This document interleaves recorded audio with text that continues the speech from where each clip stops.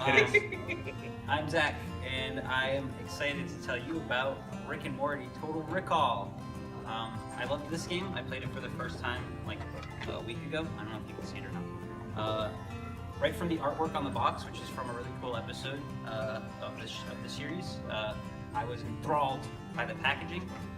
The game itself is really fast-paced and fun. It's a teamwork-focused game where you have to determine if characters from the episode, like Pencil Sylvester, and Ghosts in a Jar, are parasites, or if they are in fact real. We were playing the game incorrectly, but it was still really fun. We played a much easier version than the actual game is supposed to be, but it was a lot of teamwork and joking and exactly what you'd expect from a Rick and Morty themed game. And I would strongly advise you all play it so you can find out who's a parasite in your life. One of the cool things about that game, if I may, is it also has an advanced version where you also can become like parasites and stuff. And it's really involved at that point because you're like, I really want to trust Tom or Allie, but I think I have to kill one of them. So it's really interesting. So for this week, my choice was Netrunner. It's a very complicated, much to my style of gaming, type of card game. It's really interesting though, if you can get through the rules. But essentially, one of you is playing a hacker and one of you is playing a semi-evil mega corporation trying to take over the world. And you're kind of competing to see who's going to complete these agendas and objectives first, or who dies first. And it's very complicated. If you do pick up the game, I recommend either having somebody who knows how to play teach you, or look up gameplay videos online, because that'll solve a lot of your problems right off the bat. There's a lot of like little nuancy rules that I still miss, and I've been playing it for like a couple months. But it's a lot of fun. It's a two-person game as opposed to a lot of these others that have multiple people in them. But it's a really kind of interesting head-to-head style game. Would you say that you could teach someone how to play if they wanted to come to Mastermind? Oh, absolutely. If they want to come down to Mastermind, I am more than willing to teach you how to play. There you go. So. Excellent.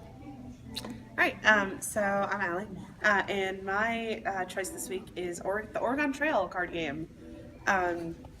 If you have ever played the Oregon Trail video game, this is basically a card game version of that. It's actually even a little bit meaner than the original one because there's a lot of jokes in it. So the first thing you have to do is you have to write down all of the people that are playing the game.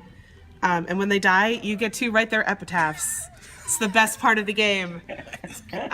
So you're trying to get from Independence, Missouri to Willamette Valley, Oregon. And you have to do it by putting down trail cards. So some trail cards are just plain, and there's nothing special about it. Some cards require that you ford the river. You also have to match the cards, so you have That's an illegal play. I know it is, but this is just, for my benefit. And then, so this one you have to roll a die, and if you roll an odd number, if you roll an even number, you ford the river. If you roll an odd number, you lose a supply card. I think that's the first time we've actually forded the river. I know, we've never actually forded the river. And then you also have one's called press space bar to continue, which is you draw a calamity card.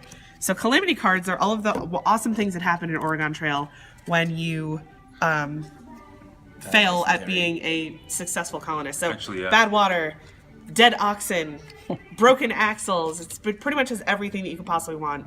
Family fun. And many, pretty much like 1 in 8 cards in this deck, which is not a very big deck, is just you die from dysentery.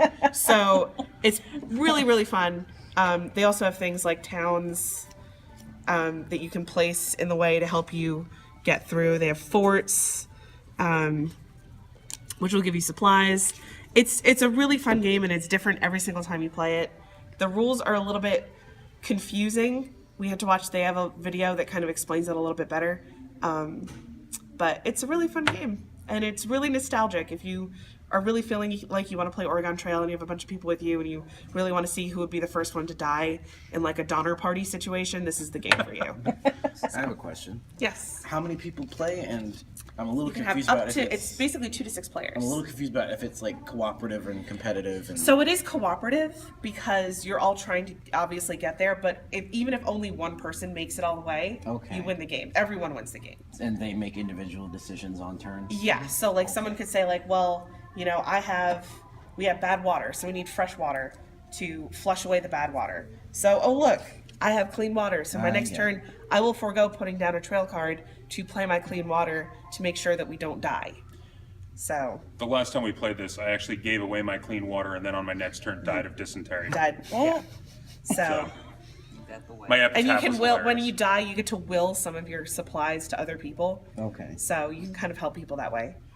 Yeah, because if you forget to write them down, Yeah, and the people who just throw die them are the into the ones. ocean. The Yeah, people that's who true. the first person who dies gone becomes a forever. shopkeeper who controls all of the supply cards, and then they're the person who gets to write all the epitaphs. So it's pretty pretty fun even if you die very early. That's fun. But yeah, so that's the Oregon Trail. Okay, thank you. All right. My name is Seth, and this is Big Book of Madness, which is not a card game, I guess, but it has cards, as many games tend to do. Well, Monopoly has cards. Is that a card game? Maybe.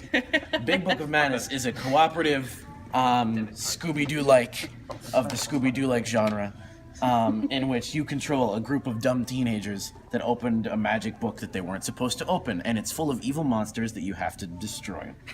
9 times out of 10, you will not succeed in doing this.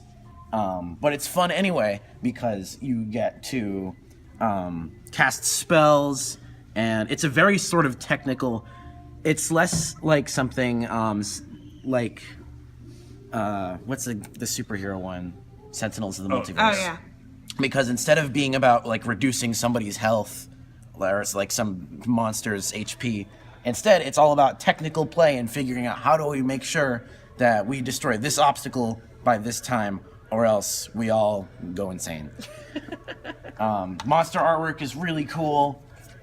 Evokes a lot of like classic D&D type cool stuff. This thing looks like a Pokemon to me. Yeah, it kind of looks like the Ursa, Teddy Yeah. Ursa, I think. I'm it is. not sure, but I love it, and I love this game. I love it so much that I've played it many, many times, and I've lost many times. It's a tough game. I've lost on easy multiple times. Yeah. With like several people. So on a scale of like though. on a scale of like say Forbidden Island to Pandemic, how brutal is it? I haven't played any of those games more than 3 times, so I wouldn't get a good scale of how brutal it is. It's not unforgiving. It just lays out challenges with no regard for your ability to complete them, and you have to figure out the. Sounds kind of like Elder Sign. Yeah, Exactly. It's a lot like Elder Sign. Yeah, like the But- game's just gonna keep throwing stuff at you regardless of whether you're prepared for it. The main difference is that a lot of it is scrambling to get something done. It's like everybody stop what you're doing. We Yeah. need to get rid of this obstacle. Oh, so before all is literally lost. Elder Sign. Yeah. By the way, Sometimes. Elder Sign is beyond Pandemic in Yeah. the scale. So, All right. Want to wrap it up? We'll love a dub. All right. Thanks for watching, everyone. There you thank go. you. See you next week. Thanks for watching What We're Playing This Week, a wrap-up of some of our favorite games. Check out our Facebook page for all of our upcoming events.